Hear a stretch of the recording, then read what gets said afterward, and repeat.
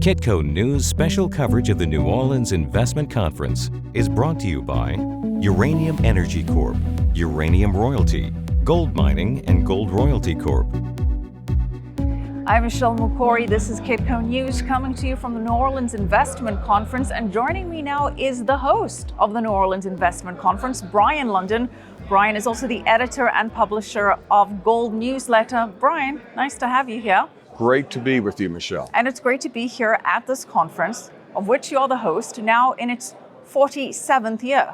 Yes, been a while. The conference was started in 1974. Jim Blanchard, who started all of this, started advocating for the return of gold ownership, the legal right to own gold for American citizens in 1971 after Nixon closed the gold window. He was successful in that by the end of 1974 and decided to have an investment conference to teach Americans how to buy gold. And we've been going at it ever since. It's been an amazing event. It's really kind of a legendary event in the industry, in the financial services investment industry. We try to burnish that legacy every year. This year, I think we were particularly successful. We had some fantastic speakers. And I think safe to say that one of the predominant topics that all of these speakers have been addressing is inflation. Yeah. And they've all sort of reached consensus and dispelled this notion that inflation is transitory. Yeah, and I think even the Federal Reserve and other central bankers are starting to realize that. You see central banks around the world are actually raising rates right now in recognition of that fact. And the Fed is kind of the lone bank out there still somewhat saying it's transitory, but they're redefining transitory from, say, a few months to a few quarters. And some of the Fed governors and presidents are actually saying that maybe we shouldn't even use that word transitory. I think it's fairly obvious that a lot of this is baked in the cake. I mean, wage price inflation, you can't take wage increases away. And there are knock-on effects, and that higher prices in certain goods create higher prices in other goods. So it's going to be around a while. Right. We even had Jerome Powell acknowledge the fact that it's probably going to leak into 2022. Of course, he's putting the blame on supply chain issues. Yeah. But what would you say have been the main takeaways from the conference then?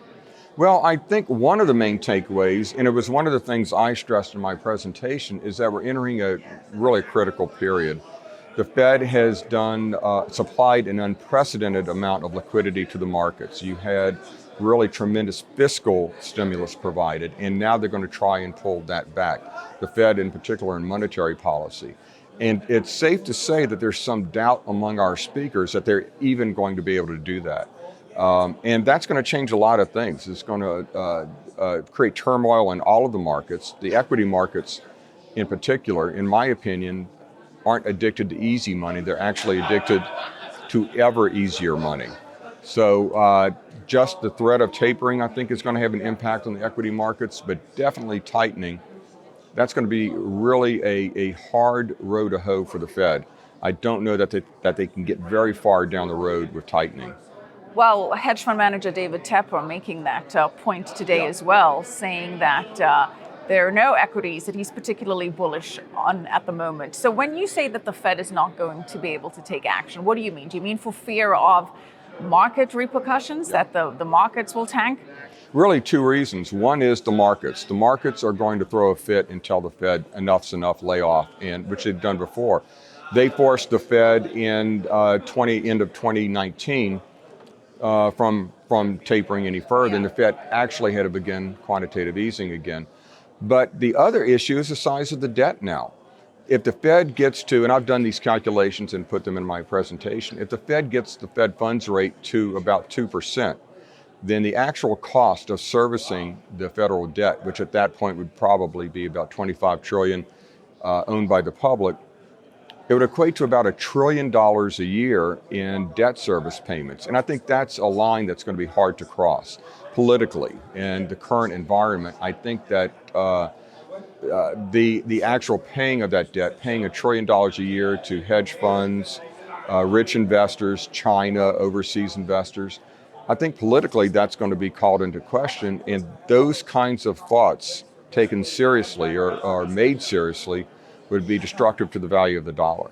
And that's been something else that's been a focus of this conference, the potential debasement of the dollar and the dollar potentially even losing its status as a global reserve currency. What would you say has been sort of the content consensus on that matter? Yeah, and you have to clarify what you're talking about in that case, because a lot of people talk about the dollar is going to be weak. And what they're talking about is the dollar index and the dollar in relation to other trade currencies. That's one way to look at it, but a popular view, and one that I have, is that all of these currencies are actually devaluing because of the size of the debts, and they have to devalue. So if they all devalue at the same time, then what are they devaluing against? They have to devalue against things, real estate, tangible assets, gold and silver as the monetary metal options. So that's one way to look at it, that all of the currencies have to devalue, and gold and silver will be the beneficiaries. You would think that gold and silver would have had a stronger rally Yes. on this notion, which does seem to be catching on. I mean, this is the perfect environment to see both gold and silver really take off, both from a counter against debasement of fiat, and also certainly in the case of silver from an industrial perspective and the trend to decarbonize. So why hasn't this happened yet? They really stick out like a sore thumb, don't they? Literally the only commodities that have not moved yet are gold and silver, which from one standpoint you would think would be the first to move with this kind of monetary accommodation. A couple of ways to look at that. One is that they had a tremendous move from the bottoms in March through August, and gold in particular went up about 30%. Then over this long correction, it gave up about a third to a half of that run, which is not out of the norm for a long-term gold bull market. The other way to look at it is that run predicted and was reacting to the Fed's policy response, which was tremendous accommodation, and then looked forward toward fiscal accommodation, which we did get a good bit of that. Now that fiscal accommodation is a bit in question. In the US Congress, it's clear that we're not going to get another $3.2 trillion soft infrastructure bill, at least not of that size, and even the previous hard infrastructure bill is a bit in question. So we're not going to get quite as much stimulus, fiscal stimulus, as we might have thought. I think gold, like everyone else, is waiting to see what happens with that. And I do believe that the Fed, as it begins to tighten, at some point the markets are going to look at the fact that the Fed is really trapped and can't tighten much.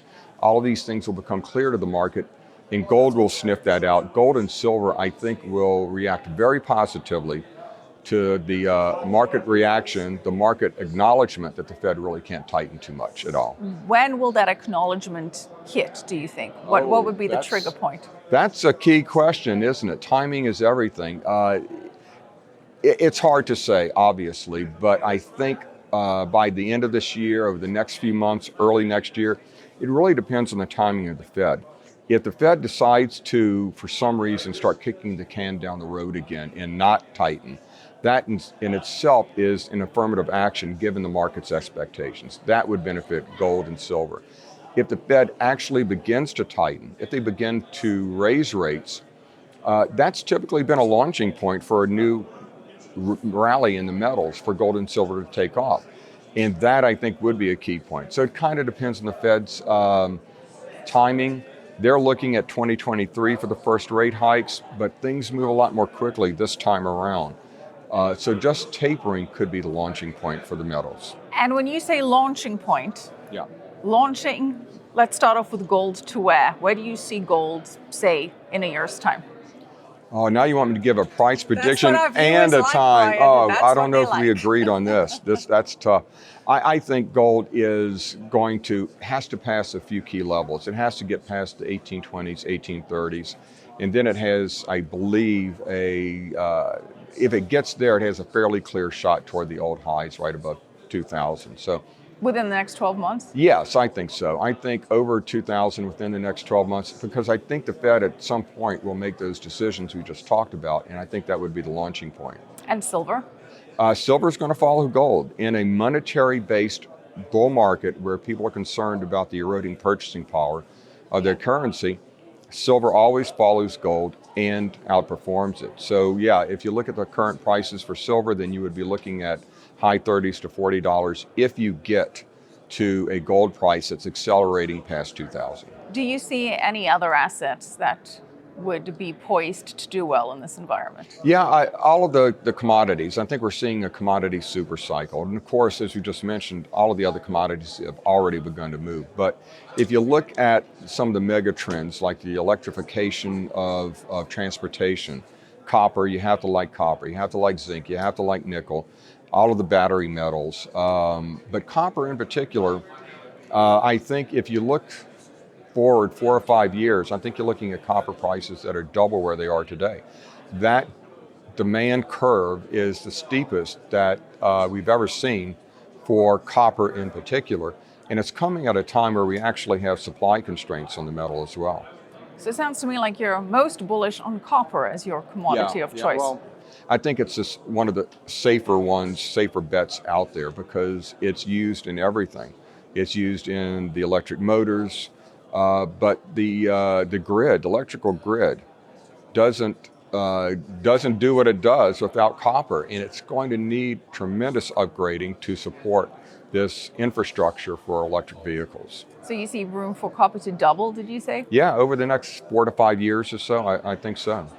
Well, one of the other topics that has emerged from my discussions is that a lot of people don't see a gold versus Bitcoin scenario with fiat being in the position that it is. And a lot are advocating for having both in your portfolio. The sentiment, which is a bit unusual for a gold conference, for many people has not been anti-Bitcoin, but been like white shoes, have both. Yeah. What are your thoughts? Yeah, I don't think they're mutually exclusive. Now, I think we have to recognize that Bitcoin and the cryptos have robbed gold and other assets of a lot of their speculative demand. We're talking about trillions of dollars that could have gone into gold and other assets. So they robbed some of the speculative demand. What hasn't happened yet is the cryptos have not robbed gold of its safe haven status, its wealth insurance status. But they aren't mutually exclusive. That is a very popular opinion being held from our attendees and our speakers. You can have both. They both serve a role. Primarily, it's a way to opt out of a financial system, a monetary system, that looks really tenuous at best at this point. And one of the other issues that people have been leading with gold and Bitcoin as the solution is this potential central bank digital currency. Right. That should the Fed at some point launch the FedCoin, as we call it, the digital dollar, that it only makes sense to have gold and Bitcoin. What are you hearing on that front? Yeah, and that's scary to me. That's scary because you can already see the Federal Reserve beginning the PR campaign to soften the public up for a digital currency, a digital dollar, a Fed coin. And they will talk about a lot of the advantages, transparency, ease of use, everything that you see from the blockchain technology. But behind all of that, there's control and the ability to control the economy, pull those levers more exactly and precisely than ever before. And we see new proposals from monitoring bank accounts of everyday citizens, inflows and outflows. It's a control issue at bottom. It is a control issue, and that's what's scary. I do see that a central bank digital currency or digital dollar will rob cryptos of a lot of the use argument, because it will be forced onto the U.S. economy, in this case, to use the Fed's version of crypto. And so that will take away a lot of the other supposed usages of crypto, and then you may even get regulation against the other ones to force adoption of the Fed coin.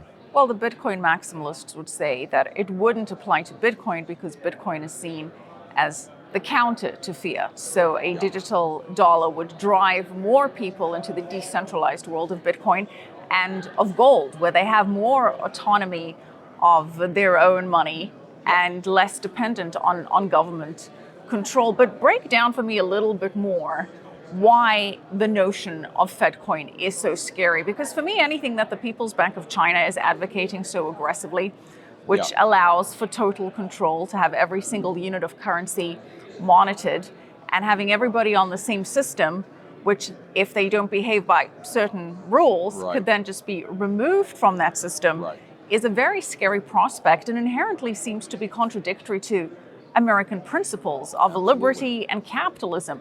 But do you think that America could find itself in a position where we do not have control over our own money? Yes, exactly. And you just made this my argument for me. That's the big fear. But you can see that Chairman Powell has recently started talking about that and begun the PR campaign.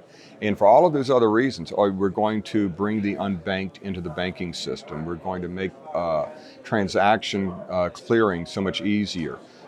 Transparency, accountability.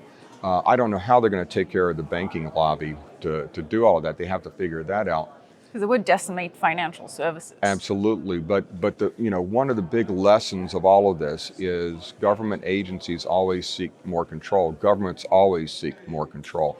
That is their kind of default modus operandi, and so that's behind it all, is being able to control, not necessarily or at the beginning, the kind of social credit aspect that you see in China, but if you take a few baby steps in that direction, then all of a sudden you find yourself on a slide going much more quickly toward that direction. So you need to fight this. We need to fight this at every small step along the way, because there's already been a lot of small steps to even take us to this point. And arguably, Lael Brainerd, who may replace Jerome Powell at the Fed, well, she is even more aggressively for a central bank digital currency coming out of the US, saying that the US cannot lag behind on that front. So going forward, is that going to be a topic that you think will get more prominence at conferences like this? Oh, absolutely, absolutely. And we even have been talking at this conference about the Fed and the infighting, the political infighting. Some of our speakers are talking about that right now, and we'll be talking about it this afternoon. That is another potential flashpoint, a very good point you're making, that's coming up right now. And that could be upsetting to the markets. Markets hate uncertainty. And there's been some turmoil at the Fed with the insider trading and perhaps not coincidentally, the more hawkish Fed officials are the ones that were removed.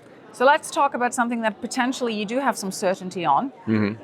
And that's next year's conference. Yes. What can we expect? Well, I tell you what, I am going to get a lot of the speakers we had this year, next year, because they were just, we've had standing ovations. We've had a tremendous lineup of speakers this year. We are having it again in person. Of course, we planned this one in person and we almost went virtual. We had COVID, we had hurricanes, we had everything, but we had it and it's been spectacular, a great return to live in-person events. So our plans are to again have it again next year, and the speakers again will be just incredible. Well, we look forward to it, and thank you for a very successful and insightful conference this year. Thank you, Brien. Thank you, Michelle. See you next year. Kitco News special coverage of the New Orleans Investment Conference is brought to you by Uranium Energy Corp, Uranium Royalty, Gold Mining and Gold Royalty Corp,